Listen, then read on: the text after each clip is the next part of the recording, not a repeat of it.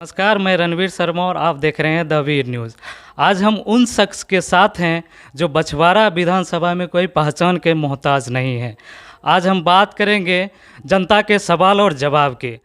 केंद्रीय मंत्री गिरिराज जी के बछवाड़ा से सांसद प्रतिनिधि श्री प्रभाकर कुमार राय जी के साथ आज हम बात करेंगे और सवाल जवाब पूछी जाएगी। जो जनता की मजबूरी है, जो जनता की परेशानियां हैं, उन सारे सवालों का जवाब हम उम्मीद करते हैं कि प्रभाकर कुमार राय जी उस सवालों का जवाब बेहतरीन ढंग से दें ताकि जनता को देखने में और जानने में सहूलियत हो। पहले आप अपना परिचय दे दीजिए।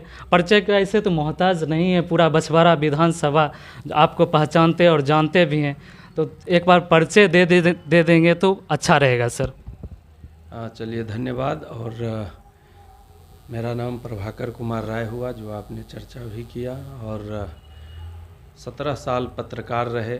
बेगूसराय से पत्रकारिता की शुरुआत किए, फिर भागलपुर, फिर रांची, और 2011 से 15-16 तक पटना में पत्रकारिता करने का अवसर मिला। और उसके बाद वर्तमान में बेगूसराय के लोकप्रिय सांसद, जो भारत सरकार में ग्रामीण विकास पंचायती राज मंत्री हैं, उनका बछवाड़ा से सांसद प्रतिनिधि हैं, जो आप सब जानते हैं। और बछवाड़ा के विकास, बछवाड़ा की उन्नति, यहाँ के गरीब गुरबा जो ज़रूरतमंद हैं, उनका किस तरह से हम जो भी उनकी आवश्यकता है उसको क्या हम पूरा कर सकते हैं, इस कार्य में दिन रात लगे रहते हैं, आप सब जानते ही हैं। और एक अच्छा खासा नौकरी पत्रकारिता में छोड़कर जब पूरे बिहार जब हमने भ्रमण किया पत्रकारिता के दौरान, तो हमने देखा कि बिहार कहाँ है और बछवाड़ा कहाँ है। तो जो अपना गृह क्षेत्र के प्रति एक जो मोह होता है, वह हमें कहीं न कहीं खींच कर लाया। और यही वजह है कि पत्रकारिता में एक अपना अच्छा मुकाम, अच्छा पहचान रखते हुए फिर हमने उसको छोड़ा और अपने बछवाड़ा के विकास के लिए बछवाड़ा में समय दे रहे हैं। बहुत सारे सर सवाल हैं और उनका जवाब आप दूसरे नेता की तरह हम उम्मीद करते हैं कि नहीं देंगे, ताकि जनता को भी लगे कि आप उनको अच्छी तरह से समझ रहे हैं। तो पहला सवाल मेरा ये है सर कि सरकार की जो सारी योजनाएं हैं सर, उसको आप किस तरह से जनता तक पहुंचा रहे हैं, और जनता तक पहुंच भी रही है तो जनता को किस तरह लाभ मिल रहा है सर? सबसे पहले तो आप ये मानिए कि हम नेता नहीं हैं, हम एक कार्यकर्ता हैं। और नेता का जो आज परिभाषा, जो खासकर बिहार, यूपी में आप देखेंगे या कहीं भी भारत में, तो नेता के नाम से जो आज लोगों में एक जो क्षेत्र आप घूमेंगे, जो एक भाव लोगों के मन में रहता, तो आज उसको बदलने की ज़रूरत है। कि जब बच्चों को आप पूछेंगे कि आपको क्या बनना है, तो कोई कहेगा आईएएस बनना, कोई आईपीएस बनना, कोई कहेगा जो हमको बिहार प्रशासनिक सेवा में जाना है, किसी को बैंक लाइन में जाना है। लेकिन कोई ये नहीं कहेगा कि मुझे किसान बनना है, कोई ये नहीं कहेगा कि मुझे जो है नेता बनना है। तो हम उस जो लोगों की जो मानसिकता है उसको बदलने की कोशिश करेंगे कि नेता को लेकर जो लोगों के मन में भाव है वो सकारात्मक भाव बने। क्योंकि कोई जब जनता चुन करके किसी को भेजती है तो उसको बड़ा विश्वास के साथ लोगों को उम्मीद रहती है कि हमारे जनप्रतिनिधि हमारी बात को सदन में रखने का काम करें के लिए। और आपने कहा कि सरकारी योजना को कैसे आप लाभ दिलाने का काम करेंगे जी सर। तो आप ये जानिए कि हमने ग्राम प्रवास यात्रा किया, पूरे बछवाड़ा प्रखंड के प्रत्येक दिन एक पंचायत में लगातार 20 दिनों तक प्रवास पर रहा। यूँ तो क्षेत्र में रहता ही हूँ, लेकिन वो जो हमने शुरुआत किया, हर गांव हर पंचायत गए, लोगों से मिले और वहाँ पर कैंप भी लगाए, लोगों के साथ संवाद भी किए, उनकी समस्या को भी जाना और समस्या के समाधान के लिए प्रयास भी किया। मूल है क्या कि जो हम कार्यकर्ता, चाहे वो किसी भी राजनीतिक दल के हों, उनका ये दायित्व बनता है कि जनता को बताएं कि चाहे सरकार किसी की हो, जनता के लिए सरकार ने कौन सी योजना लाई है और उसका आप कैसे लाभ ले सकें। जरूरी है कि जनता से अगर आपको जुड़ना है, जनता की भावना से जुड़ना है, जनता के उम्मीदों से जुड़ना है, तो सरकार की जो योजना है उसकी भी जानकारी आप आम लोगों तक दें। क्योंकि सरकार योजना बनाती है लेकिन वो योजना गरीबों तक नहीं पहुंच पाती, क्योंकि गरीबों को मालूम नहीं हो पाता कि हमारे लिए ये योजना। जब हम ग्राम प्रवास यात्रा में घूम रहे थे तो हमें ध्यान में आ रहा है कि हम भीखम चक साइड में थे, वहाँ एक व्यक्ति मिला सुबह सुबह, हाथ में प्लास्टर करवाए हुए, हमने पूछा क्या हुआ, तो हाथ टूट गया था। तो हमने कहा कि आयुष्मान कार्ड आपका है? तो हाँ आयुष्मान कार्ड है, आयुष्मान में नाम मेरा है। हमने कहा कि ये जो आपने प्लास्टर करवाया, आपने अपना पैसा खर्च किया या आयुष्मान कार्ड पर करवाया? तो नहीं, आयुष्मान पर मुझे मालूम नहीं था कि ये हो सकता है। ने कहा कि अगर आपको मालूम रहता तो आपको इसमें 1 रुपया नहीं लगता, और आयुष्मान कार्ड पर बेगूसराय में कई हॉस्पिटल हैं जो आयुष्मान में, ऐसे तो 17 हॉस्पिटल बेगूसराय में आयुष्मान के अंदर है, लेकिन उसमें हड्डी के लिए अलग अलग बीमारी के लिए अलग अलग हॉस्पिटल को लाइसेंस दिया गया है। तो वो जाते और वहाँ 1 रुपया नहीं लगता, उसका प्लास्टर भी होता, उसमें अगर रड लगाने की ज़रूरत होती तो वो भी लगता, उसको भर्ती अगर 2-4 दिन रखना होता तो वो भी रखता।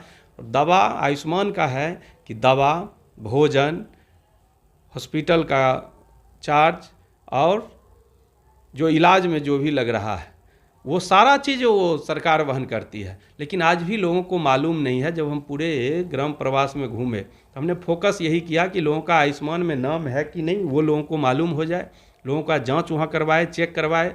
जो आप अपने आधार कार्ड और राशन कार्ड से यह चेक कर सकते हैं कि आपका नाम आयुष्मान में है कि नहीं। आज भी लोगों को मालूम नहीं है कि मेरा नाम आयुष्मान की सूची में है या नहीं, कार्ड लोगों ने नहीं बनवाया है। तो वो जरूरी है कि इसको आप लोग भी चर्चा कीजिए कि लोग एक बार चेक करवा लें कि उनका नाम है कि नहीं। अभी भी बछवाड़ा प्रखंड में हमें लगता है कि मात्र वही 20,000 के आसपास आयुष्मान कार्ड बना है, जबकि यहाँ 1.5 लाख प्लस लोगों का नाम आयुष्मान सूची में है इस प्रखंड के। सर देखा जा रहा है कि आप एक विजनरी नेता के तौर पर उभर कर आए हैं, तो अपनी पकड़ मजबूत कर रहे हैं बछवाड़ा विधानसभा में। तो बछवाड़ा विधानसभा को लेकर आगे की प्लानिंग क्या है सर आपका? देखिए, एक ही है कि बिहार की अगर हम बात करें तो बिहार में जब आप घूमें, बिहार और यूपी खास करके, जाति की वजह से, जात में इतने लोग बटे हुए हैं कि इस वजह से विकास कहीं न कहीं प्रभावित होता है। जो राजनीतिक दल है, मुझे ये कहने में संकोच नहीं कि जात के आधार पर लोग वोट करते हैं। सीधा जब चुनाव होगा तो फलाने जात इतना है तो उसको इतना सीट आएगा, ये खबर आती है। ये नहीं आती कि इस पार्टी का ये विजन है इसलिए इसको इतना सीट आ सकती है, इसका ये विजन है इसलिए इसका ये इतना सीट आ सकता। तो जब ये परिपाटी आज बिहार की बदलने की ज़रूरत है। दूसरे राज्य में है जहाँ विकास पर चर्चा होती है, विकास के आधार पर वोट पोल होता है, लेकिन बिहार जब हम आते हैं तो बिहार में, बिहार से आप बाहर जाएंगे तो आप बिहारी के रूप में आपकी पहचान होगी। आप किस बिरादरी से हैं पता नहीं किसी को, हम किस बिरादरी से हैं पता नहीं, लेकिन जब हम बिहार में आ जाते हैं तो फिर जात में हम आ जाते हैं। तो ये बिहार के विकास में सबसे बड़ा अगर बाधा है तो वो जो हम लोग जात में बटे हुए हैं, ये सबसे बड़ा बाधा है। और इसका राजनीतिक दल कहीं न कहीं वो अपने अनुसार उपयोग करते हैं कि उनको लगता कि हमको जात के आधार पर वोट मिल ही जाता है तो हमको विकास करने की क्या ज़रूरत है। तो कोई अपना समीकरण जोड़ता, कोई अपना समीकरण जोड़ता। अब सीधा है कि युवा को इसके लिए आगे आना होगा। और जो बिहार का ऐतिहासिक पछड़ा, आप समझिए ना कि पूरे विश्व से पढ़ने के लिए नालंदा और विक्रमशिला लोग आते थे। उस दौर में आते थे जब यात्रा का कोई मार्ग नहीं था, लेकिन आज पढ़ाई के लिए भी उसी बिहार का युवा दूसरे राज्य जा रहा है, वहाँ इन्वेस्ट हो रहा है, वहाँ राशि खर्च कर रहा है। और 10,000 15,000 की मजदूरी के लिए भी बिहार आज फैक्ट्री मजदूरों का बन गया कि बिहार से लोगों को ट्रेन में धक्का खाते हुए दूसरे राज्य जाना पड़ता है। ये सबसे बड़ी पीड़ा है कि आज 10-15 हज़ार की मजदूरी के लिए मुझे दूसरा राज्य जाना पड़ता है। हम कहाँ खड़े हैं? मेरा इतिहास क्या था? जो बिहार अखंड भारत पर राज्य करता था, अफगानिस्तान तक, बिहार से ही अफगानिस्तान तक शासन होता था, लेकिन आज बिहार कहाँ खड़ा है? और एक बात और जान लीजिए कि कोई भी सरकार आ जाए किसी दल का, हर व्यक्ति को सरकारी नौकरी नहीं मिल सकती। तो इसलिए युवा में ये हुनर हो कि हम नौकरी पाने वाला नहीं, हम नौकरी देने वाला कैसे बने, इसके लिए आपको अलग अलग क्षेत्र में जाना पड़ेगा। और अगर आप नौकरी अगर सरकारी पाते हैं तो अपने परिवार का आप भरण पोषण करेंगे, लेकिन अगर आप कोई अपना छोटा उद्योग लगा देते हैं तो आप 10, 20, 50, 200, 500 लोगों को रोजगार दे सकते हैं। तो हम रोजगार पाने वाला नहीं, रोजगार देने वाला बिहारी कैसे बने, ये आज विषय है। और इसको लेकर के भी काम होना चाहिए। हम लोग चर्चा हर जगह इस बात को करते हैं और युवा अब जुड़ रहे हैं, इस बात को समझ रहे हैं। अभी हम बखरी गए हुए थे 2 दिन पहले, वहाँ हमने देखा एक युवा मिला, उसने कहा कि हम ऐसे ऐसे एक मसाला फैक्ट्री अपना खोला है, अगली बार भैया आइएगा तो मैं दिखाऊंगा। तो मुझे अच्छा लगा। मुझे वैसे युवा से बड़ी प्रसन्नता होती जो खुद अपना कुछ करना चाहता है। और वो कहा कि 32 लोगों को आज हम रोजगार दिए हुए हैं। समझिए, अगर वो नौकरी करता तो अपने परिवार का भरण पोषण करता, और आज 32 परिवार का भरण पोषण उसके उस मसाला फैक्ट्री की वजह से हो रहा है। बछवाड़ा में सर इसका परमानेंट सॉल्यूशन क्या होगा सर? देखिए, सबसे है कि बछवाड़ा जिला के पश्चिमी सीमा पर है, और विकास की रोशनी में भी हम जब, यही वजह है कि हम पत्रकारिता के दौर में जब देखा तो मुझे लगा कि बछवाड़ा जो 41 पंचायत का यह विधानसभा है, लेकिन यहाँ पिछड़ापन बहुत है। यहाँ का विकास कहीं न कहीं ठहर सा गया, विकास की चर्चा नहीं होती है, केवल जात पात धर्म की चर्चा होती। तो यही वजह रहा कि हम एक अच्छा खासा छोड़ करके नौकरी पत्रकारिता में, एक अपना पटना राजधानी में, दो राजधानी में ईश्वर ने काम करने का अवसर दिया, रांची और पटना में, छोड़कर बस इस उद्देश्य से आए बछवाड़ा कि यहाँ की तरक्की हो, यहाँ के लोगों का उत्थान हो, और यहाँ के जो ज़रूरतमंद हैं, जो गरीब हैं, जो जिनको आवश्यकता है, उनको हम अपना जो पत्रकारिता के 17 साल के संबंध में जो 10-20 IAS IPS जो हमारे इष्ट मित्र रहे, उनके माध्यम से जो हमारा संबंध और सरोकार रहा लोगों से, तो उनके माध्यम से हम अपने क्षेत्र के लोगों को क्या कुछ सुविधा दिला सकते हैं। बस मैं दिन रात इसी चिंतन में रहता हूँ। चिंता तो बहुत लोगों ने कर लिया, मैं चिंतन की बात करता हूँ। बस इसी चिंतन में रहता, और जहाँ तक हो पाता है लोगों को सुविधा देने की कोशिश करता हूँ। सर, जो ये दियारा क्षेत्र के 5 पंचायतें हैं, यहाँ के लोगों को बहुत सारी परेशानियों का सामना करना पड़ता है, जैसे शिक्षा, स्वास्थ्य और सुरक्षा को लेकर। सड़क को लेकर भी बहुत सारी परेशानियों को सारा में करना पड़ता है सर। बाढ़ को लेकर तो है ही, बाढ़ ग्रसित किसान को भी बहुत सारी परेशानियां झेलना पड़ता है सर। इसको लेकर आपका क्या राय है सर? आप याद कीजिए कि 2016 का जो बाढ़ आया, कौन लोग बाढ़ पीड़ितों के बीच थे? पूरे नाव पर सामग्री लोड करके 15-18 दिन लगातार दियारा में वितरण करने का काम किया। जब सांसद प्रतिनिधि बना गिरिराज जी का, तो फिर 2019 का बाढ़ हो या 2021 का बाढ़ हो, उसमें जो सरकार की जो व्यवस्था थी वो कैसे, जो नीड हैं, जिनको आवश्यकता है, जिसके लिए सरकार ने भेजा, उसको कैसे मिले, इसके लिए काम किया। और दियारा क्षेत्र स्वाभाविक है, दियारा है, गंगा का वहाँ कटाव भी है, गंगा का बाढ़ भी है, उससे लोगों को बड़ी परेशानी 2 महीने होती है, बरसात के समय से लेकर और पूरे बाढ़ के समय तक। लेकिन उसमें हम क्या कुछ उनको खुशी दे सकते हैं? आप याद कीजिए, मुझे ध्यान मत आ, 2019 का बाढ़ आया और यही दशहरा था और बाढ़ दियारा क्षेत्र में था, तो बच्चों का जो एक होता है उत्साह पर्व का, तो उन बच्चों के बीच गए, वहाँ मिठाई भी बांटा, वहाँ उनका फुक्का खिलौना ये भी गांव-गांव जाकर बांटने का काम किया।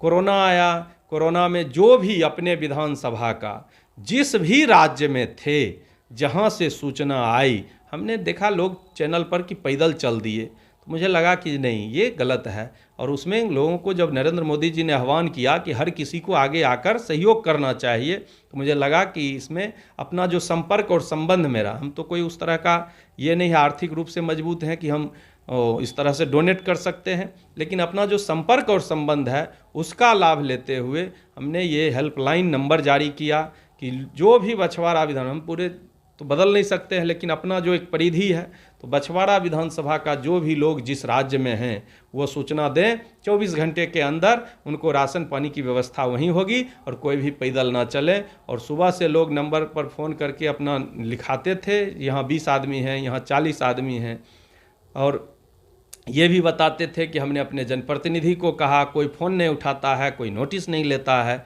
और उस समय उसकी पीड़ा समझ सकते हैं, जब लोग कहे कि जो 2 शाम हो गया कुछ भोजन नहीं किए हैं, और उसको वहाँ पर 12 घंटे 6 घंटा के अंदर राशन की व्यवस्था अपने संपर्क और संबंध के बल पर पूरे जो बछवाड़ा विधानसभा के लोग, चाहे वो यूपी में थे, चाहे महाराष्ट्र में थे, गुजरात में थे, जिस भी राज्य, दिल्ली में थे, जिस भी राज्य की सूचना आई, और उसमें आपके दियारा क्षेत्र की बड़ी संख्या में लोग थे जिनको वहाँ राशन एक बार नहीं 3-3 बार, फिर जब ट्रेन चली तो वो कैसे अपने क्षेत्र आ सकते हैं, तो उसके लिए भी व्यवस्था करवाई और उनको वापस लाने का भी काम किया। जो बन पाता है अपने संपर्क और संबंध के बल पर करते हैं, और अपने को बछवाड़ा के लोगों के लिए जो भी बन पाए। और केंद्रीय मंत्री हैं, एक बड़ा नाम है गिरिराज सिंह जी का, संयोग से उनका प्रतिनिधि भी हैं, तो उसका भी लाभ क्षेत्र के लोगों को मिलता है। और जिस दियारा की आपने चर्चा किया, मुझे ध्यान में आता है 10 दिन पहले हम लोग 2-4 साथी गाड़ी से कदराबाद जा रहे थे, तो उसी में एक साथी ने कहा कि जो अब तो इससे अच्छा जो है दियारा का सड़क हो गया, तो मुझे बड़ा सुकून मिला।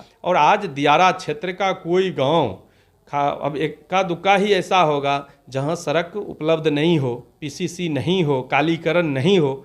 हर गांव तक कैसे कालीकरण सड़क पहुँचे, इसके लिए हमने एक मॉडल तैयार किया और उसका एक रेखा खींचा और विभाग से स्वीकृति दिला के दियारा में आपको मतलब करोड़ में नहीं, अब हम अगर सारे सड़क को इधर 3 साल का जोड़ दें तो हमको लगता है कि वो 50 करोड़ से अधिक की सड़क दियारा क्षेत्र में बनी है। और आज उसका लाभ दियारा के लोग ले रहे हैं। सर, जो दियारा क्षेत्र के चमथा पंचायत हैं, चमथा पंचायत से बछवाड़ा जो ब्लॉक पड़ता है, वहाँ से आने जाने का जो रास्ता है 10 किलोमीटर लगभग पड़ता है। वहाँ की जनता को बहुत सारी परेशानियाँ झेलना पड़ता है, इतना जो आने जाने में, या थाना आना जाना होता है। तो वहाँ पे पुलिस चौकी या कोई ब्लॉक का व्यवस्था हो सकता है, संभव हो सकता है? देखिए, प्रयास करना कि हमने तो कहा कि चमथा में प्रखंड कार्यालय होना चाहिए, क्योंकि जब सांभो में 3 पंचायत का प्रखंड कार्यालय हो सकता है तो चमथा भी उसी तरह से यहाँ से बछवाड़ा से जो दूरी है लगभग 15 किलोमीटर की दूरी है, तो वहाँ भी चमथा 1, 2, 3 और बिशनपुर, इस 4 पंचायत को जोड़ के एक ब्लॉक बनाया जा सकता है। और इसके लिए हमने चर्चा भी किया, हमने पत्र भी लिखा। तो अब बिहार सरकार को निर्णय लेना है, और केवल जब निर्णय होगा तो केवल चमथा के लिए नहीं होगा। इस तरह का प्रस्ताव सरकार के पास अन्य जिलों से भी गया हुआ है, तो सरकार एक बार निर्णय उस तरह का ले।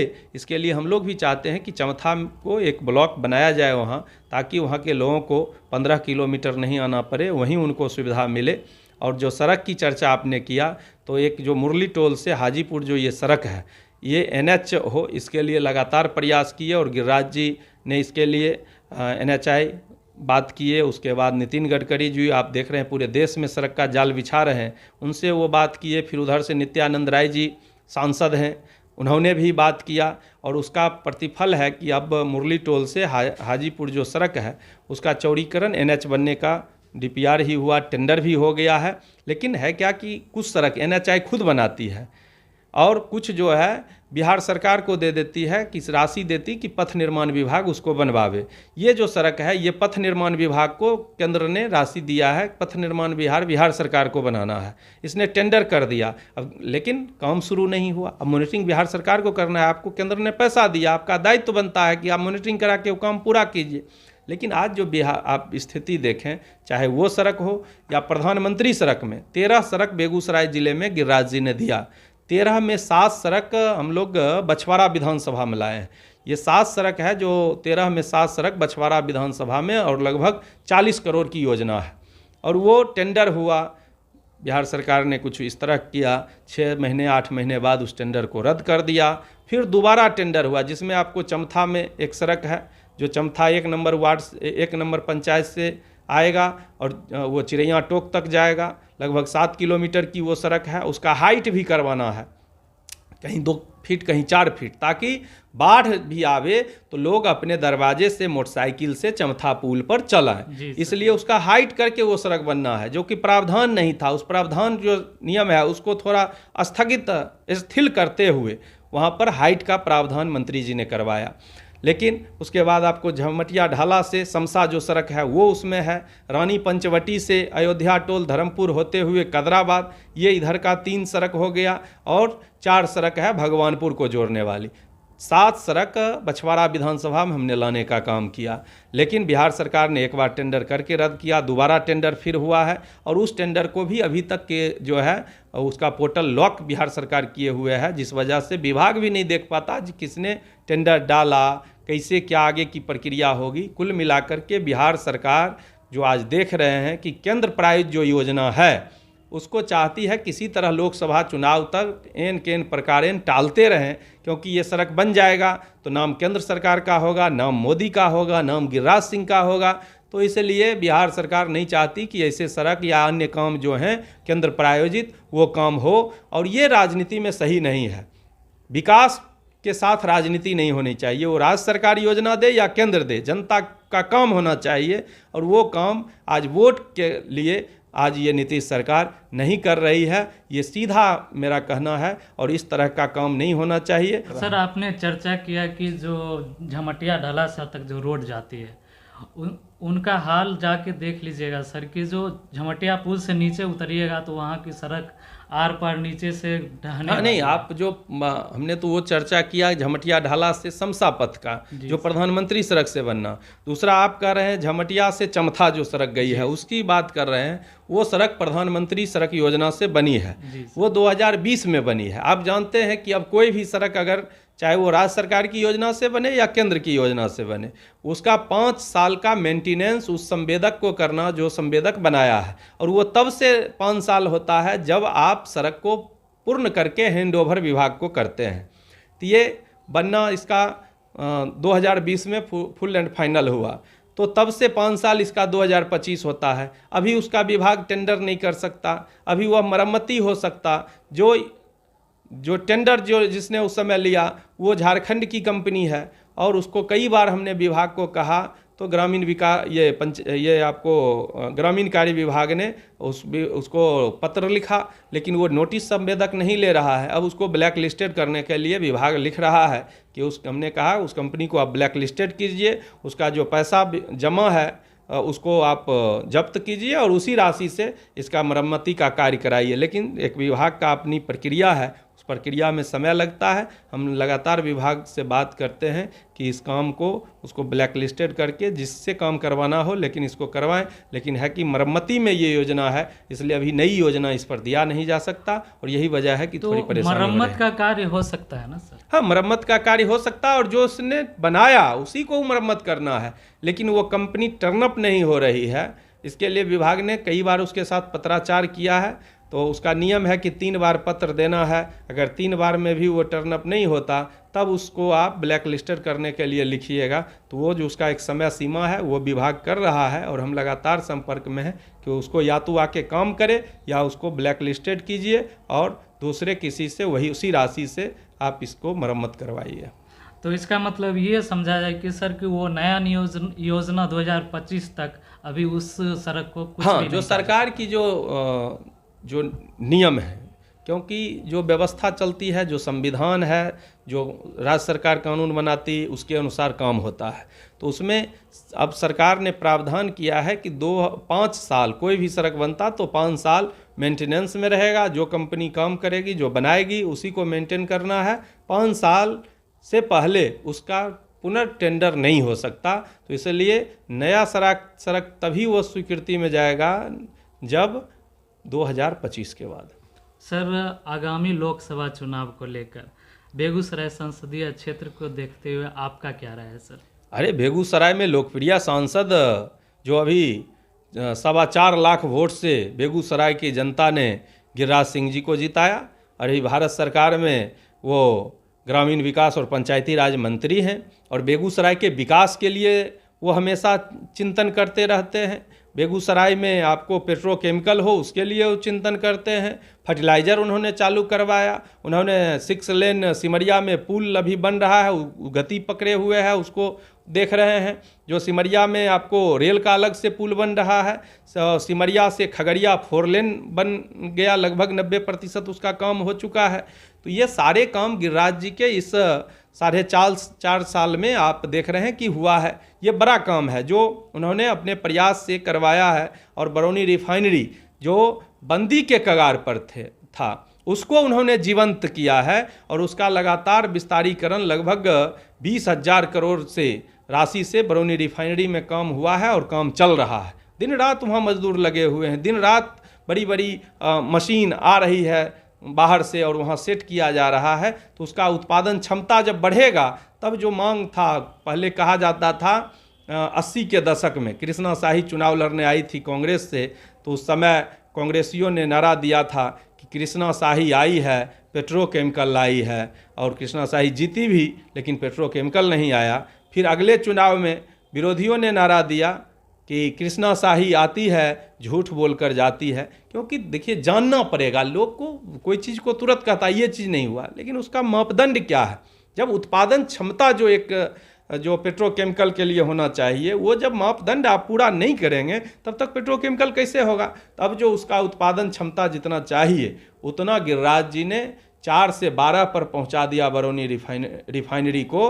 तो अब जो है पेट्रोकेमिकल की जो सपना बेगूसराय के लोगों ने देखा था, वो सपना जल्द साकार होने की स्थिति में है। और जब वो सपना साकार होगा तो आप समझिए कि उधर साहेबपुर कमाल से लेकर बछवाड़ा तक, यूँ तो अभी भी NH के किनारे ज़मीन बहुत महंगा है, मिलता नहीं है, लेकिन जब पेट्रोकेमिकल आएगा तो छोटी छोटी फैक्ट्री यहाँ आपको बछवाड़ा से लेके और साहेबपुर कमाल तक दिखेगी, और जहाँ लोगों को प्रत्यक्ष और अप्रत्यक्ष रोजगार भी मिलेगा और बेगूसराय का विकास भी होगा। सर, सोशल मीडिया के जरिए आपके द्वारा जारी किया गया था कि जो बेगूसराय में हवाई अड्डा का स्वीकृति मिल गया, सर उसके बारे में क्या कहना है? हाँ, देखिए, बेगूसराय के अपने सांसद जो भारत सरकार में मंत्री हैं, उन्होंने भारत सरकार के उड्डयन मंत्री से मिला भी, उसके लिए पत्र भी दिया, उसके लिए पत्राचार उधर भारत सरकार उड्डयन विभाग ने बिहार सरकार के साथ पत्राचार किया।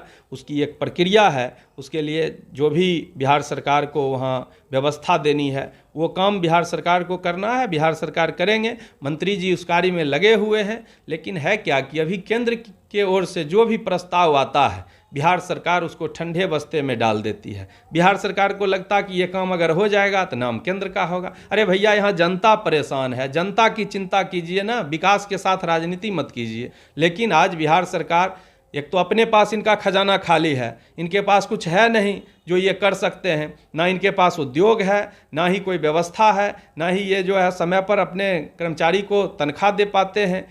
और शराबबंदी इन्होंने किया, शराबबंदी की आज क्या स्थिति है बिहार में, आपसे छुपा हुआ नहीं। हर जगह जहां पहले दुकान तक जाना पड़ता था बोतल खरीदने के लिए, आज होम डिलीवरी हो रहा, आपको ज़रूरत है आपके घर तक पहुंचाता है लोग, और आए दिन बरामद भी होता है। तो ये स्थिति है, अराजक स्थिति है बिहार में, अपराध चरम पर है, दिन में मर्डर हो रहा, सब जगह आप देख रहे हैं, अखबार चैनल के माध्यम से, आप पत्रकार हैं, तो हर स्थिति आज जो है अराजक, जो जंगल राज कहता था ना कि लालू जी के समय में जंगल राज है, जंगल राज है, तो वो सब तो जो नहीं देखा युवा, वो आज देखे बिहार की क्या स्थिति है, उसी ओर है, वही स्थिति आज तमाम दिख रहा है। और नीतीश जी को फुर्सत नहीं है कि इस चीज़ को देखें, उनको बस सपना दिन में भी आता, रात में भी आता कि हम पीएम की कुर्सी पर। जनता के लिए नरेंद्र मोदी इतना काम किया है कि नरेंद्र मोदी के नाम पर जनता जो है दीवाना है। आप बेमतलब का बिहार को जो दायित्व आपको मिला, उस दायित्व का तो आप निर्वहन सही से कर नहीं रहे हैं, और आप पीएम का ख्वाब देख रहे हैं। तो ये सब बेमतलब का बात है, बेमतलब का सोच है। समझना चाहिए कि जनता का भाव क्या है। आपने 2015 में भी अलग होकर चुनाव लड़ा, क्या स्थिति लोकसभा में आपकी 2014 में अलग लड़े थे नीतीश जी, क्या स्थिति हुई, क्या वो सीट आया? एक सीट उनका पूर्णिया और एक सीट जो है नालंदा, 2 सीट, वो भी वहाँ का पूर्णिया का प्रत्याशी मजबूत था, तो इसलिए वहाँ उसका जो है सो, और वहाँ बीजेपी का थोड़ा आपस में ये था, आपस में कार्यकर्ता में एकजुटता नहीं हो पाई, जिस वजह से वहाँ संतोष कुशवाहा जीते पूर्णिया में 14 में। और इधर नालंदा उनका गृह क्षेत्र था, वहाँ लोजपा का बहुत कमज़ोर कैंडिडेट। आज चुनाव है, चुनाव में ये सब भी देखना पड़ता, और वैसा कैंडिडेट मात्र 10,000 वोट से मात्र कम अंतर से हारता जीतता है। तो समझिए किसी तरह वो अपनी प्रतिष्ठा बताए कि अपना गृह क्षेत्र नालंदा को बचा पाए। नहीं, अगर वहाँ कोई मजबूत कैंडिडेट होता तो 2014 में वो नालंदा भी उनके हाथ से चला जाता। और आज वही स्थिति है, जब 2024 का चुनाव होगा तो वो नालंदा का भी प्रतिष्ठा बचा पाएंगे कि नहीं, वो भी कठिन है। नालंदा भी हारेंगे और सब जगह वो हारेंगे। केवल उनका जो है बस ख्वाब पीएम की कुर्सी, और पीएम की कुर्सी में भी कोई वैकेंसी नहीं है। जनता के बीच घूमते हैं। जनता में जितना नरेंद्र मोदी ने योजना दिया और जितना लोगों को लाभ मिल रहा है, चाहे वो राशन हो, चाहे वो आयुष्मान कार्ड हो, तो इस तरह से सारी योजना का जो लोग लाभ ले रहे हैं, तो जनता के बीच, और सीधा कहीं उसमें बिचौलिया नहीं, सीधा उसके अकाउंट में पैसा जा रहा है। शौचालय लोगों का घर घर बना है, आवास में 1.5 लाख, अब समझिए गरीबों के लिए, अपने गिरिराज जी के ही विभाग में आता है आवास विभाग, और उन्होंने 1.5 लाख आवास के लिए बिहार सरकार को राशि भेजा कि आप इसको स्वीकृत करके ज़रूरतमंद को दीजिए। लेकिन नीतीश सरकार वह 1.5 लाख जो आवास आया लाभुक का चयन नहीं कर पाई। और आप जानते हैं कि अगर राशि मार्च तक खर्च आप नहीं करते हैं किसी भी विभाग का तो वह राशि वापस हो जाता। तो मार्च तक इन्होंने खर्च नहीं किया, वो 1.5 लाख आवास आया हुआ राशि केंद्र को वापस चली गई। तो विकास के साथ जो राजनीति सरकार आज बिहार की कर रही है ये बड़ी विडम्बना है। जनता गरीब का जो आह होता है ना, गाँव में कहता है कि आह लग जाएगा, तो आज जो है ना गरीबों का आह इस सरकार को लगेगी कि ये गरीबों के योजना जो केंद्र भेजती है उस पर में ये जिस तरह से उस फाइल को दाब के बैठ जाते हैं, ये इनको आह लगेगा। सर, बिहार की जो जातिगत जनगणना हुई है उस पे आपका क्या राय है सर? देखिए, हमने कहा कि बिहार में जो है बिहार का इतिहास कितना गौरवशाली है। चाणक्य हुए, चंद्रगुप्त हुए, अशोक हुए, हाँ, और उस बिहार का जो है आज दुर्गति क्या है आप देख रहे हैं। यहाँ बस जाति, चुनाव सामने है 24 का, तो यहाँ जातिगत सर्वे करना है, जातिगत जो है चर्चा करना है और जाति के आधार पर अब आप समझिए ना कि जो जाति एक अगर साहनी था उस साहनी को कई जातियों में बांट दिया गया, आपस में ही लड़ा दिया गया, और उसी तरह से अन्य जातियों को भी यही सब किया गया। बहुत लोगों ने तो बाद में कहा मेरे घर कोई आया ही नहीं सर्वे करने के लिए, हमसे पूछा ही नहीं कि हम किस जाति के हैं, मेरा जो है उसमें सूची में नाम ही नहीं, मेरा जोड़ा ही नहीं गया।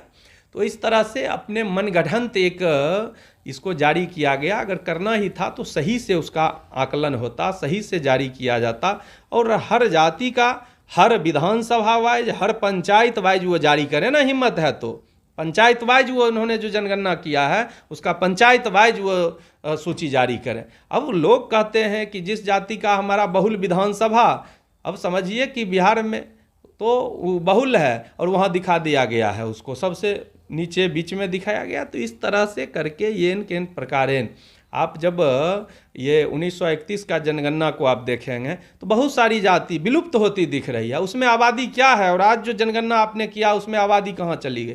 तो आखिर ये लोग कहाँ गए? क्या इन्होंने धर्म परिवर्तन कर लिया? तो अगर धर्म परिवर्तन इतना पैमाने पर हुआ तो आप क्या कर रहे थे? धर्म परिवर्तन आपका मतलब कैसे हुआ? वो अपने मन से धर्म परिवर्तन किया या जबरिया धर्म परिवर्तन कराया गया? क्योंकि सारे जाति का आप जो 1931 का जनगणना और उसके बाद का इस जनगणना को आप देखेंगे तो जो बढ़ना चाहिए वो बहुत सारी जातियां हैं जो कम हो गई। तो कम कैसे हुई? सारे जाति का जब आप मुस्लिम का 14 से आप 17.5% पर लेके चले गए, जो 14% जनसंख्या जिसकी थी वो आज 17.5% हो गई, और दूसरी जाति जो हिंदू का दूसरी जाति है उसको आपने कम हो गया। तो ये चिंता करना चाहिए ना सरकार को कि जब इसकी जनसंख्या इतना प्रतिशत था तो वो घटा कैसे? घटा तो वो लोग कहाँ चले गए? वो दूसरे राज्य चले गए कि धर्म परिवर्तन कर लिए? इसका भी एक जांच होना चाहिए, इस पर भी एक सर्वे होना चाहिए कि वो लोग कहाँ गए, आखिर वो बिहार से पलायन कर गए या धर्म परिवर्तन किए, ये भी जांच करे बिहार सरकार। और ये भी रिपोर्ट सामने आना चाहिए, जनता के बीच आना चाहिए, जनता जाने कि अगर हम जिस जाति के हैं हमारा संख्या कम गया तो हमारे लोग कहाँ गए। वो बताएं कि हाँ आपके लोग यूपी चले गए, आपके लोग अमेरिका चले गए, वो बताएंगे ना जी कहाँ गए, वो जांच करके बताएं, वो सर्वे करके बताएं सर। और ये केवल वोट के लिए बिहार, देखिए बिहार पिछड़ा क्यों है? बिहार हमने कहा स्वर्णिम इतिहास मेरा रहा, लेकिन बड़ी पीड़ा होती है जब बिहार के वर्तमान को देखते हैं कि जाति के नाम पर बस वोट लेना है। आप न्यूज का खबर देखिए या किसी मंत्री का भाषण सुनिए, किसी मुख्यमंत्री का भाषण सुनिए, हमेशा जाति बेस बात होगा। आखिर जाति बेस, विकास बेस बात कीजिए ना भैया कि विकास आपने इतनी आबादी आपका है, 14 करोड़ आबादी है, और इसके लिए आपने क्या किया है, विकास की चर्चा कीजिए। तो आप जाति पर चले जाते हैं। तो आखिर ये जात पात करके बिहार के लोगों को कब तक गुमराह करेंगे, युवा को कब तक अपने अधिकार से वंचित करेंगे? आज युवा को जागृत होने की ज़रूरत है, चाहे वो किसी धर्म का हो, किसी जाति का हो। क्योंकि अगर आप मुस्लिम की बात करते हैं, मुस्लिम का आपने क्या विकास कर दिया? मुस्लिम आबादी के गांव जाइए, अब देखिए उनके हालात क्या हैं। केवल लोगों ने वोट लिया, उनकी भी तरक्की की चिंता नहीं किया। वो भी आज उसी तरह पिछड़े हैं, लेकिन बस धर्म के नाम पर उनको अपना जो है वो लॉलीपॉप दिखाते रहता और उसके आधार पर वोट लेने का काम। एकमात्र उद्देश्य है कैसे हम वोट लें, बस किसी तरह, कभी उधर से सटकर बन जाना, कभी इधर सटके बन जाना, बस यही उनका उद्देश्य है। हालांकि अब तो उम्र भी पड़ाव जो आप देख ही रहे हैं, और जनता भी अब उनको निगलेक्ट कर दिया है। आगे चुनाव में कहीं कोई उपाय बिहार सरकार तो कहती है कि बीजेपी धर्म के नाम पर वोट लेती है सर। देखिए, अगर बीजेपी धर्म के नाम पर वोट लेती तो स्वाभाविक है धर्म के आधार पर काम करती। तो धर्म के आधार पर काम करती तो इतना जो ट्रेन चल रहा है तो क्या उसमें दूसरे धर्म के लोग नहीं चल रहे हैं? आज आयुष्मान कार्ड जब बन रहा है तो हम जब ग्राम प्रवास यात्रा में घूम रहे थे तो हमने देखा कि जिस पंचायत में मुस्लिम हैं वहाँ वो लोग बड़ी संख्या में हमारे कैंप में आए। वो जान रहे हैं कि ये बीजेपी का आदमी है, ये सांसद गिरिराज सिंह का प्रतिनिधि है, ये आज कैंप लगा रहा है, लेकिन वो वहाँ आए और अपना आयुष्मान कार्ड में नाम चेक किए, अपना आयुष्मान कार्ड बने, इसके लिए उन्होंने प्रयास किया। तो आज जो है वो भी उसका लाभ ले रहे हैं, आप भी ले रहे हैं, तो वो भी ले रहे हैं लाभ। तो अगर बीजेपी का ये रहता तो विकास में भी तो वो काम करता ना, कि ठीक है जब हमको वोट हिंदू देता है तो हम मुस्लिम को योजना क्यों दें। लेकिन हमारे प्रधानमंत्री नरेंद्र मोदी क्या कहते हैं? वो कहते हैं सबका साथ, सबका विकास और सबका विश्वास। वो मुस्लिम को नहीं लगता, वो लगता है इन राजनीतिक दल को, क्षेत्रीय दल हैं, वो गुमराह करते हैं, डराते हैं जनता को कि ये भाजपा आज केंद्र में है। क्या स्थिति आज देखिए, यूपी में आज योगी जी की सरकार है। पहले महीने में 2 ठो जो है वहाँ कहीं बम ब्लास्ट होता था, कहीं राइट होता था। आज क्या वो राइट हो रहा है यूपी में? एकदम शांति से अमन चैन से हिंदू भी रह रहे हैं, मुस्लिम भी रह रहे हैं। मुजफ्फरनगर हमेशा सुलगते रहता था, आज अमन चैन है मुजफ्फरनगर में। तो कहने का ये नहीं है, भाजपा की सरकार जिस भी राज्य में है वो सबका साथ सबका विकास की बात करता, किसी को भी बेमतलब जो है बौराने नहीं देता है। यही है कि बस सब मिल कर रहिए। और यूपी में जाकर देखिए किस तरह से अपराधियों को भी शांत कर दिया, और जो इस तरह के जो धर्म के नाम पर राजनीति करते थे वैसे लोगों को भी शांत कर दिया कि भाई राज्य है, सबका है और सब मिलकर रहिए। और जो अगर उथल पुथल करने की कोशिश कीजिएगा तो उनकी भी व्यवस्था सख्ती से किया जाएगा। यूपी में किया गया है, तो बिहार में भी अब बीजेपी की ज़रूरत है कि यहाँ भी जो है शांति से लोग रहें, व्यवस्थित रहें, विकास उन्मुख बात हो, जाति आधारित बात नहीं हो, विकास की बात हो। इसके लिए भाजपा को आने की ज़रूरत है। और सर आपने आवास योजना और शौचालय योजना की बात की, तो उसमें भी निचले स्तर पर बहुत सारी भ्रष्टाचार होती है सर, इसका परमानेंट कोई सॉल्यूशन है सर?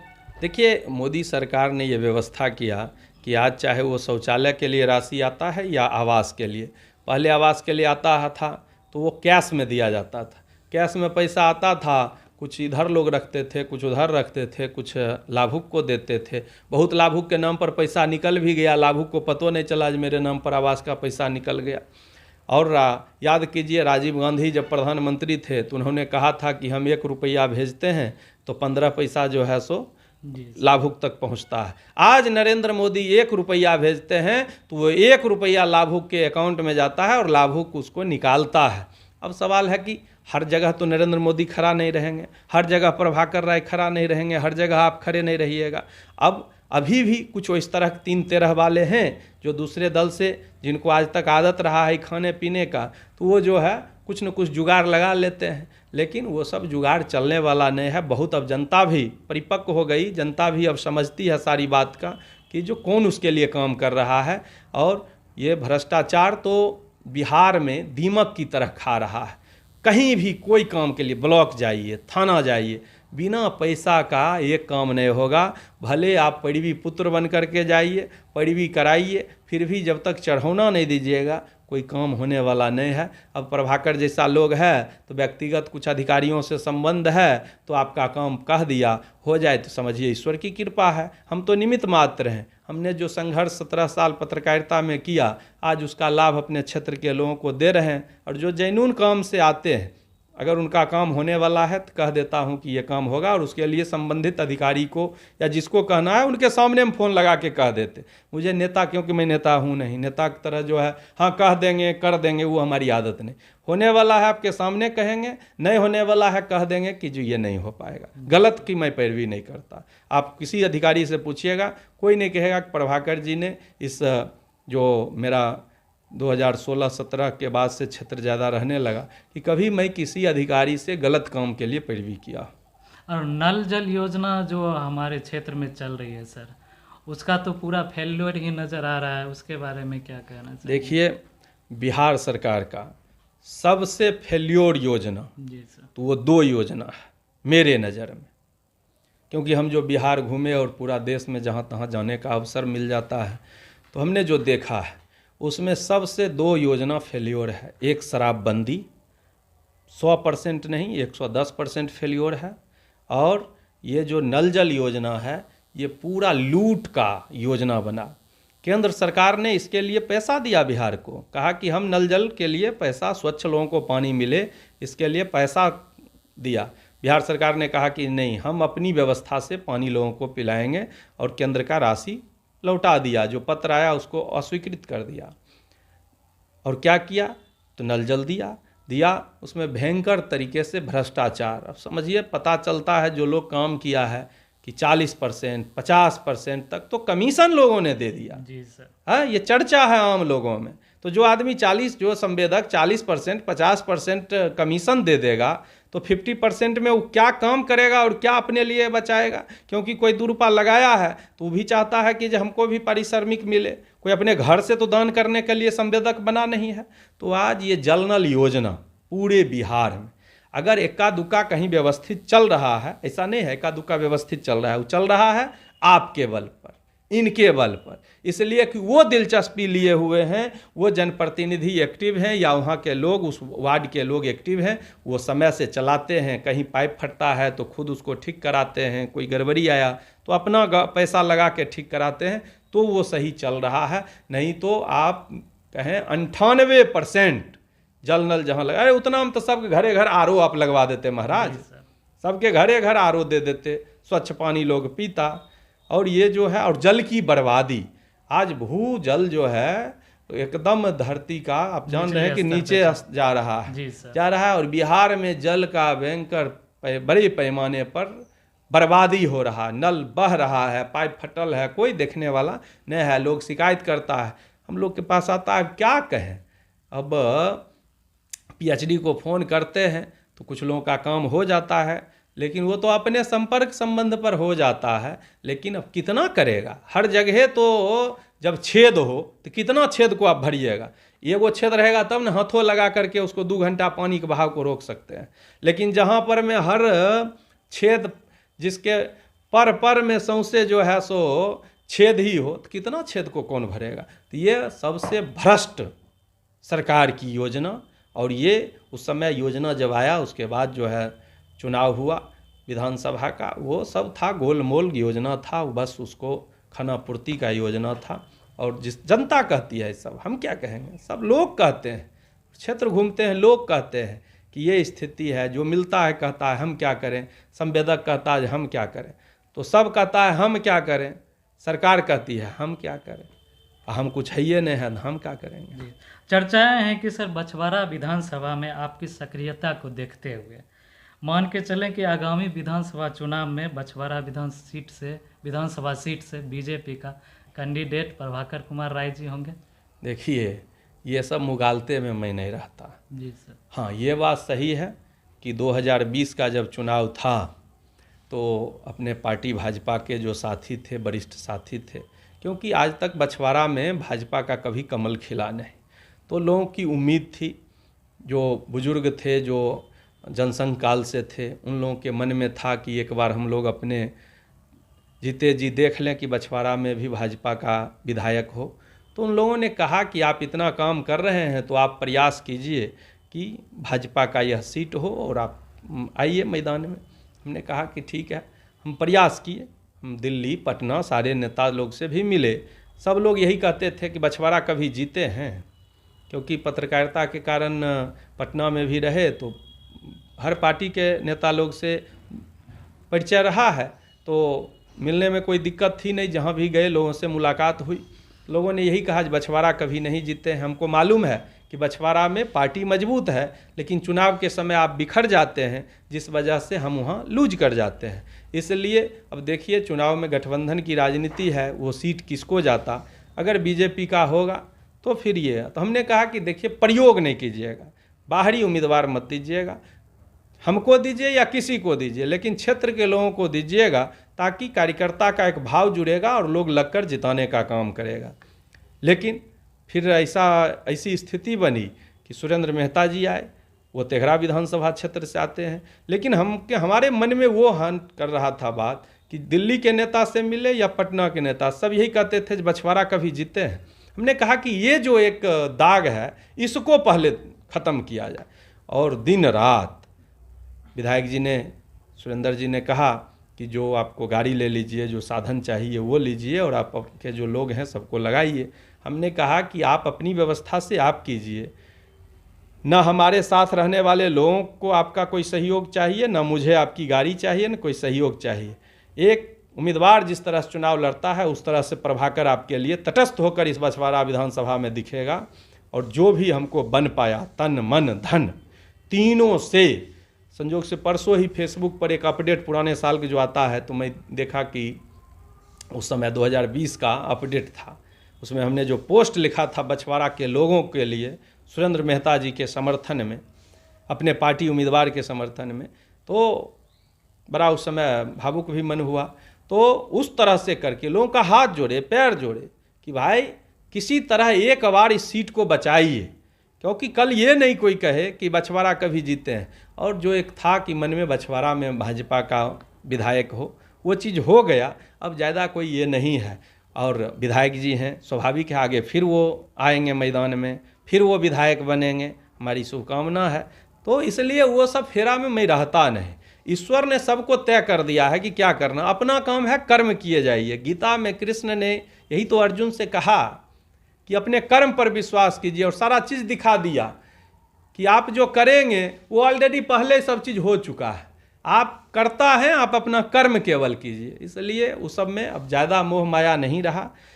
और ईश्वर ने जो अवसर दिया, जो भी, हम लोग तो मध्यम परिवार से भी डाउन में थे, कटाव पीड़ित पिताजी का 3 बार का कटाव का जो इस घर पर बैठे हैं, ये सरकारी भूमि दिया हुआ है, सरकार ने लौट करके दिया।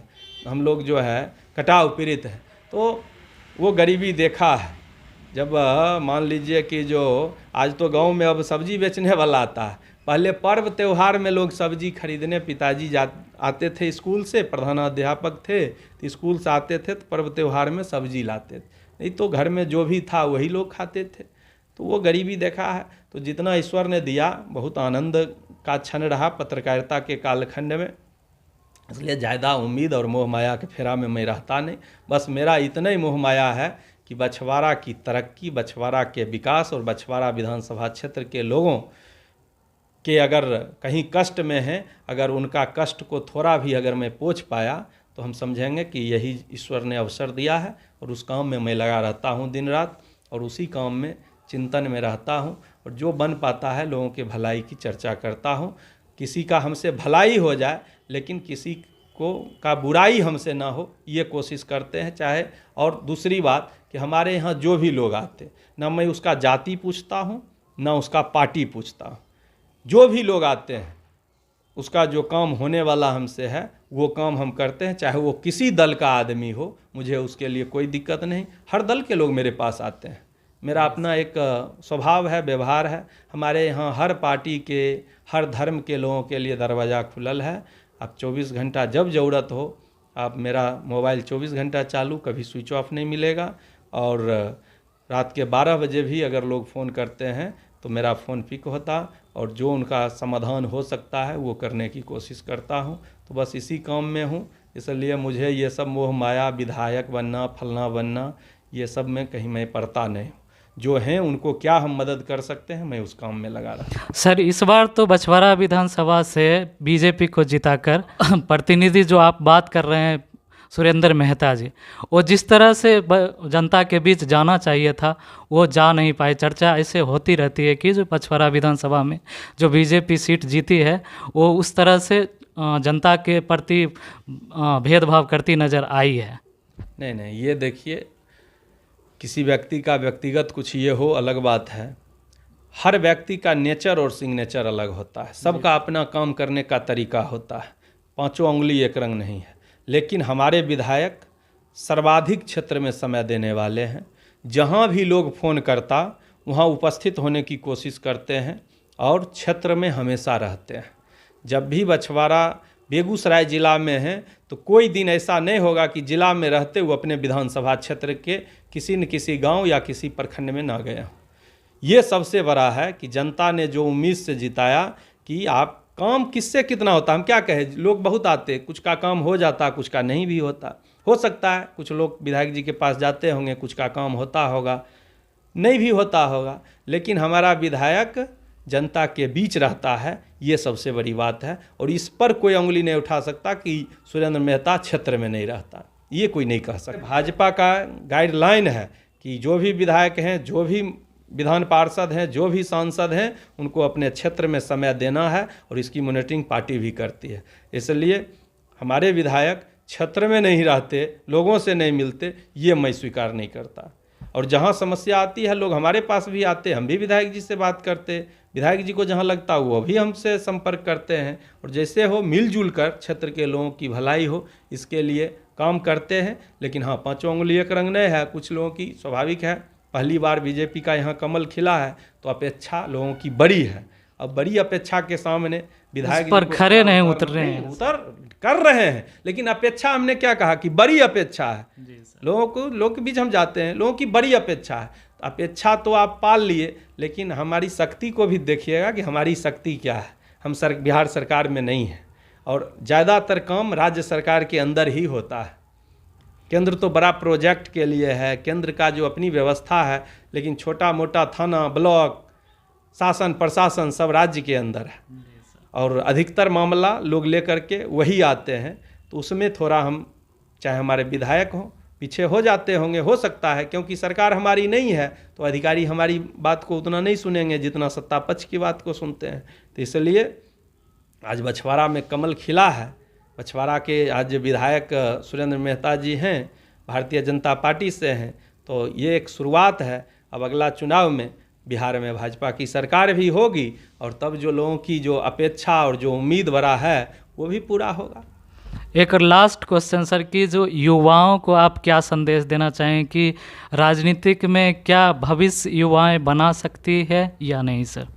जरूर, जब तक देखिए युवा राजनीति में नहीं आएंगे, जब तक पढ़े लिखे लोग राजनीति में नहीं आएंगे। सवाल है कि जो कानून है, कानून का जो इम्प्लीमेंट कराता है, उसके लिए आप इतना एग्ज़ाम लेते हैं, उसको तब अधिकारी बनाते हैं, 3 प्रोसेस से उसको गुजारते हैं, तब वो निकलता है, तब उसका चाहे यूपीएससी में चयन करते हैं या बीपीएससी में चयन करते हैं, तब उसका चयन करते हैं। और तब वो जो संविधान हमारा है उसको वो लागू करता है। लेकिन जो कानून सदन में बनाता है, चाहे वो विधानसभा में बैठने वाले माननीय हों या भारत सरकार में जो सदन में, चाहे वो लोकसभा में बैठने वाले हों या राज्यसभा में बैठने वाले हों, जो कानून बनाता है, कानून लागू करने वाला पढ़ा लिखा होना चाहिए, वो चयन करके आता है। और जो कानून बनाता है वो अगर अंगूठा छाप वहाँ जाएगा तो फिर कानून क्या बनेगा और क्या तब व्यवहारिकता में लागू होगा और क्या बिहार की तरक्की के लिए वो करेगा। इसलिए पढ़े लिखे लोगों को राजनीति में भी आना होगा, और जब पढ़े लिखे लोग राजनीति में आएंगे, युवा जब राजनीति में आएंगे, तभी बिहार का बदलाव होगा। जनता के लिए सर, आप अपने बछवाड़ा विधानसभा के जनता के लिए क्या संदेश है सर?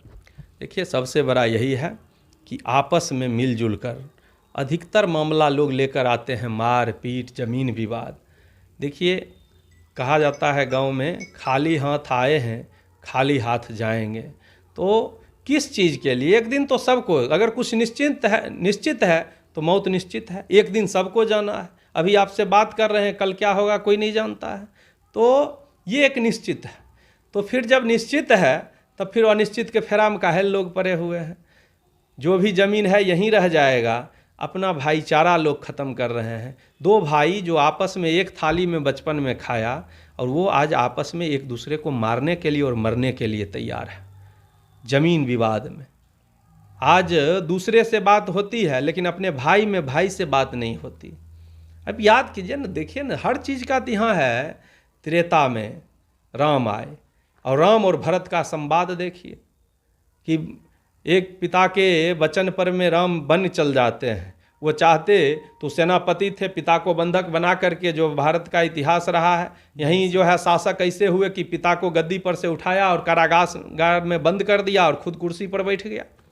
वैसा भी यहाँ शासक भारत में हुआ। और एक ऐसा पुत्र पिता का कि जो पिता ने कहा और उसने तुरंत जो है सो बलकल पहना और चल दिया जंगल। और जब भाई को पता चलता है, जिसके लिए वो जंगल गया, जिसके लिए, और उसको पता चलता है तो बिक्षोभ में भाई के पास भागते हुए जाता है और कहता है कि ये कुर्सी आपकी, ये सिंहासन आपका, मैं कहाँ से आया, आप भैया चलो उस कुर्सी पर, उस सिंहासन पर। वो कहता है पिता का जो है वचन है, हम आएंगे 14 साल पूरा होने पर। तो कहता है कि ठीक है, पिता का वचन है तो मेरा भी एक वचन है। और वह पादुका ले लेता है राम का और कहता है उस सिंहासन पर मैं नहीं बैठूंगा, आपका पादुका रहेगा और हम शासन जो चलेगा वो शासन भी मैं वहाँ बैठकर नहीं करूँगा। जिस तरह से आप बलकल पहन करके जंगल में हैं, तो हम भी किनारे में बैठ करके आपका 14 बरस इंतज़ार करेंगे, वहीं से शासन चलाएंगे।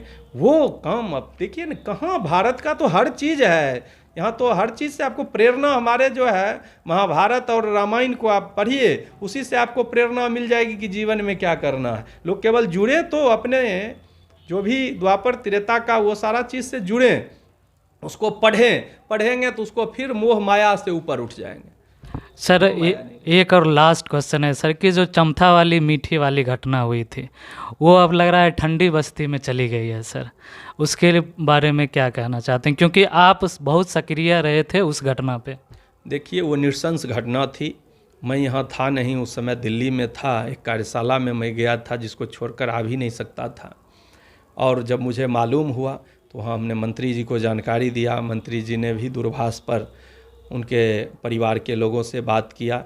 और दिल्ली से जिस दिन मैं लौटा रात को, अगले दिन ही भाजपा की पूरी टीम के साथ जिला अध्यक्ष, जहाँ जिला अध्यक्ष पहुँच गए वहाँ पूरी टीम पहुँच गई, पूरी पार्टी पहुँच गई समझिए, क्योंकि यह अध्यक्षीय प्रणाली वाली पार्टी है। और यहाँ जहाँ अध्यक्ष भाजपा का पहुँच गया, कोई मंत्री पहुँच जाए, लेकिन अगर पार्टी का अध्यक्ष पहुंच गया तो पूरी पार्टी पहुंच गई। वहाँ जिला अध्यक्ष समेत वो पूरी टीम के साथ 5 गाड़ी से हम लोग गए, परिवार से मिले। और वो परिवार, वो भी हमारा परिवार है, वो हमारे भाजपा के कार्यकर्ता हैं। उस बच्ची के जो पिता हैं हमारे भाजपा के कार्यकर्ता हैं, वो बूथ पर अपने पार्टी के लिए लड़े हैं। कहा जा रहा था सर कि जो आरोपी हैं वो भी भाजपा के कार्यकर्ता थे। नहीं, देखिए जो उस समय उछाला गया, क्योंकि मैं था नहीं, और हमारी पार्टी की थोड़ी कमजोरी हम कह सकते हैं, जो सच है कि उस समय अपनी बात को रखनी चाहिए थी। बात को रखने में हम थोड़ा पीछे हो गए, जिस वजह से विरोधी पार्टी ने इसको राजनीतिक हवा दे दिया। अब समझिए जो मेन हत्यारा है, जिसके घर से वो बॉडी मिलता है, वो कौन है? गुड्डू सिंह कौन है? किस पार्टी से जुड़े हुए हैं? उनका भाजपा से कब सरोकार रहा? वो कभी भाजपा का नहीं रहा, वो तो सीपीआई का वोट सब दिन दिया। उसके घर पर अवधेश राय पूर्व विधायक जाया करते थे, हमको बोलने में कोई संकोच नहीं, जाया करते थे। वो पार्टी के लिए चंदा उनके लिए देता एक फोटो वायरल हुआ था सर, मैं बता रहा हूँ जो फोटो वायरल हुआ उस पर आता हूँ। तो वो जो मुख्य आरोपी था, जिसके घर से बॉडी मिला, वो तो सीपीआई से जुड़ा हुआ था। राकेश सिंह स्वाभाविक है, भाजपा के वहाँ कार्यकर्ता थे और हमारे पार्टी के लोग, हम लोग भी उनके यहाँ जाते थे, इसमें कोई संकोच की बात नहीं। लेकिन राकेश सिंह की उस घटना में संलिप्तता क्या है? राकेश सिंह घटना के दिन गांव के लोग भी कह रहे हैं, उस परिवार की बच्ची के पिताजी भी कह रहे हैं कि वो पटना में था। वो शाम को जब घटना हुई है, जब जानकारी मिली है कि बच्ची लापता है, नहीं मिल रही है, तो शाम को वो आए हैं, शाम का घर आए। उसके बाद वो पीड़ित परिवार से दोनों से मिले। उन्होंने ये, अब होता क्या कि अब क्या है सच्चाई, ये तो राकेश सिंह जानेंगे कि उनकी क्या संलिप्तता है। ये तो ना हम जान रहे हैं ना आप जान रहे हैं। जो घटना किया है वो जानता होगा या राकेश सिंह जानते होंगे कि उनकी इस घटना में क्या संलिप्तता है। लेकिन इतना है कि वो घटना के दिन जो बच्ची गायब हुई, उस दिन वो गांव में नहीं थे, वो पटना थे। ये प्रशासन ने भी कहा, ये वहाँ गांव के हर व्यक्ति कह रहे हैं, तो वो थे नहीं। उनकी अब उसके बाद उस मामले को छुपाने में, उस हत्यारे को बचाने में उनकी क्या भूमिका है, ये पुलिस जांच कर रही है और सारे लोग जेल में हैं। अब तो कोई बाहर है नहीं उस मामले में। जितने आरोपी, जिनको भी उसमें आरोपी बनाया गया या जो उस घटना में थे, सभी लोग आज जेल में हैं। तो पुलिस का ये जांच का अनुसंधान का मामला है, और अनुसंधान पर ना हम चर्चा कर सकते हैं ना आप कर सकते हैं, क्योंकि ये मामला अब न्यायालय का है। न्यायालय को जजमेंट देना है। न्यायालय में हम भी मांग करते हैं कि इसका स्पीडी ट्रायल हो, और जो भी इसमें इस घटना में कोई भी है, चाहे वो कोई भी हो, ऐसे नृशंस घटना में कोई भी हो, उसको सज़ा मिले, फांसी हो, ये मैं भी मांग करता हूँ। क्योंकि हमने पहले भी आपको कहा कि गलत लोगों का मैं कभी सपोर्ट नहीं किया। ये मेरे खून में नहीं है, मेरे संस्कार में नहीं है। गलत लोग गलत होता है, और इसमें जो है बचाने का और किसी को फंसाने का मामला नहीं है। जो सही होगा प्रशासन करेगा, लेकिन ये अपने क्षेत्र के लिए बदनुमा धब्बा लगा।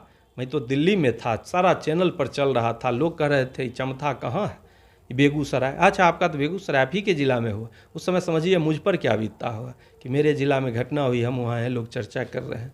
तो ये नृशंस घटना, और इस तरह का जो घटना जिसने भी किया, वह उसको जो भी सज़ा मिलेगा वो कम मिलेगा, और उसमें सज़ा मिले। पीड़ित परिवार के साथ हम लोग हैं। और अमर जी जो हमारे ज़िला सांसद प्रतिनिधि हैं गिरिराज जी के, वो घटना के बाद से उस परिवार उनके संपर्क में था, हर चीज़ की जानकारी दे रहा था, और वो एसपी को जानकारी दे रहे थे, और उसी आधार पर पुलिस जांच कर रही थी, और जांच में सारा चीज़ सामने आया। इसलिए भाजपा कभी उस परिवार को छोड़ा नहीं। उस समय भी लापता हुई, तब से साथ दिया, और अब भी साथ देने के लिए खड़ी है। बहुत बहुत धन्यवाद सर, मेरे साथ जुड़े रहने के लिए सर। और मेरे साथ थे प्रभाकर राय जी, जो बछवाड़ा क्षेत्र से सांसद गिरिराज सिंह के प्रतिनिधि हैं, और बीजेपी के बहुत तेज़ तरार नेता हैं। मेरे साथ बने रहिए, द वीर न्यूज़ देखते रहिए, और सब्सक्राइब, कमेंट ज़रूर करें। जो भी गलतियां हैं उन गलतियों को आप नोटिस करें, और नोटिस करके कमेंट में लिखें ज़रूर। आगे हम वीडियो बनाते रहेंगे, और जाएंगे जनता के बीच। जनता के बीच जब जाएंगे तो इनका जो बोला गया बयान है वो भी हम चर्चा करेंगे, और कितना सही है कितना गलत है वो जनता ही तय करेगी। बाकी तब तक के लिए बने रहिए द वीर न्यूज़ के साथ।